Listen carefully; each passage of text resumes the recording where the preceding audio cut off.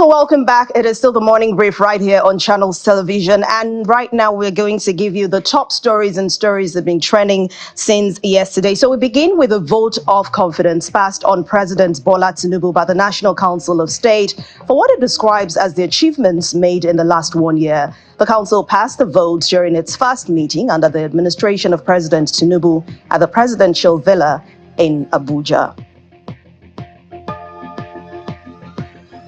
Meanwhile, President Bola Tinubu has signed the Judicial Office Holders' Salaries and Allowances Amendment Bill into law. Well, the special advisor to the President on Senate matters, Senator Bashir Lado, disclosed this in a statement in Abuja. According to Mr. Lado, this is a manifestation of President Tinubu's unwavering commitment to the welfare of Nigeria's workforce and judicial office holders. He asked judicial office holders in the country to redouble their efforts in ensuring that justice is served and speedily. And the Minister of Information and National Orientation, Mr. Mohammed Idris, is charging agencies and parastatals under his ministry to give priority to the renewed hope agenda of President Bola Tinubu. He gave the charge while signing performance bonds with heads of agencies at the ministry's ministerial retreat, also in the nation's capital, Abuja.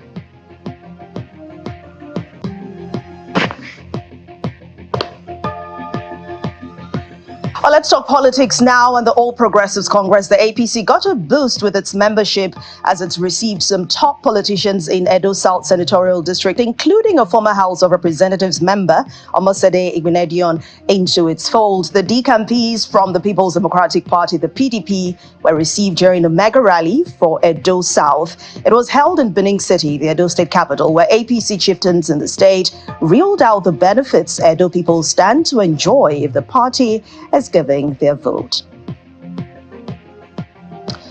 Barely 24 hours after being sacked by the State High Court, the former caretaker committee chairman of the Rivers State APC, Mr. Tony Okocha, is canvassing support for President Bola Tinubu. Mr. Okocha led a mega rally of the Renewed Hope family from across the 23 local government areas of the state. The crowd marched from the Port Harcourt Polo Club along Aba Road down to Port Harcourt Club in Old GRA. While addressing the people, Mr. Okocha accused Governor Siminalayi Fubara of sponsoring the End Bad Governance protest in Rivers State. The man who funded, the man who sponsored, the man who held midnight meetings with the youth, I refuse to call them hoodlums, is the person, the only person that benefited from the 10 days of inactivity in Nigeria, particularly in Rivers State. Did you see that? Yes, sir. On the fourth day that youth gathered, the governor had the presence of mind to take the rostrum to tell the youth that he will pass their message to Mr. President, assuming and absorbing himself from the rubbish in issue.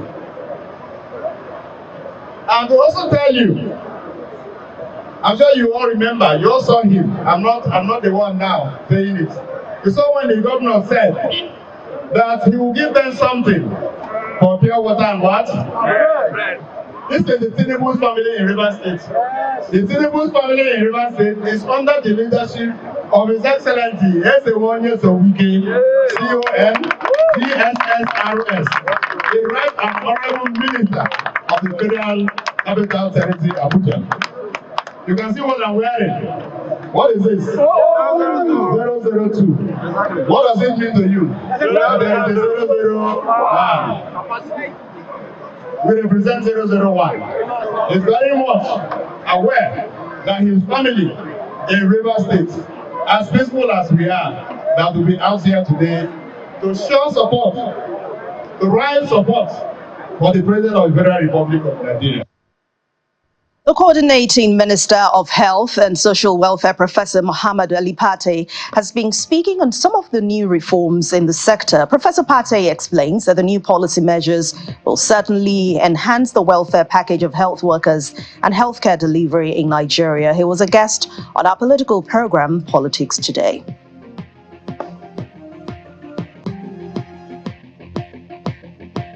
The The organized labor in Nasarawa state have asked Governor Abdullahi Sule to wait for the template from the federal government before the payment of the new minimum wage to workers in the state.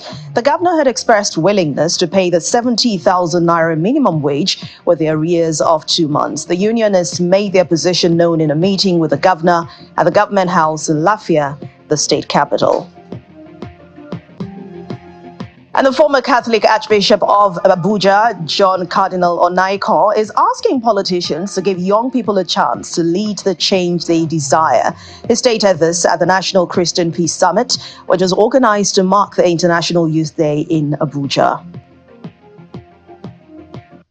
If you understand what is happening all over the country, there's a movement, there's protest, there's so many things because people are not happy. And the only people who can move the country well are Christians through Muslim youths who can stand and say, we want it this way and not that way. All we want is peace in our country, because without peace, there will be no development. I therefore call on our youths to give peace a chance in Nigeria. Our young people must be equipped with the skills and with a mindset to innovate. This requires a holistic approach to the education that goes beyond traditional academic learning. We need policies that support youth entrepreneurship. The young people want to participate, to contribute, and they are full of energy to act for peace and development of the nation. They have not been given adequate attention, sufficient space, encouragement to come out on their own and do things the right way. We all have a role to play. The older generation, the new generation, and those to come. We must create a platform where that dialogue takes place so that we are able to have a smooth transition.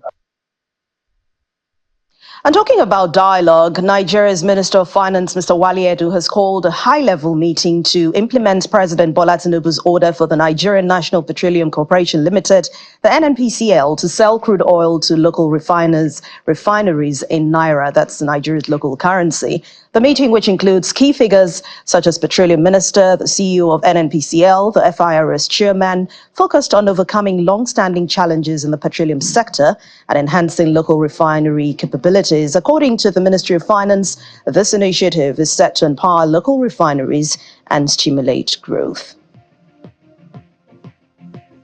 An outsider shows Ukraine says it is not interested in holding Russian territory, though it now controls 74 settlements in Kursk region, which it invaded just last week. The region's governor had debunked Ukraine's claims on the number of settlements, saying that Ukraine only controls 28 of them. Ukraine has insisted, however, that it will continue its offensive until Russia agrees to a just peace.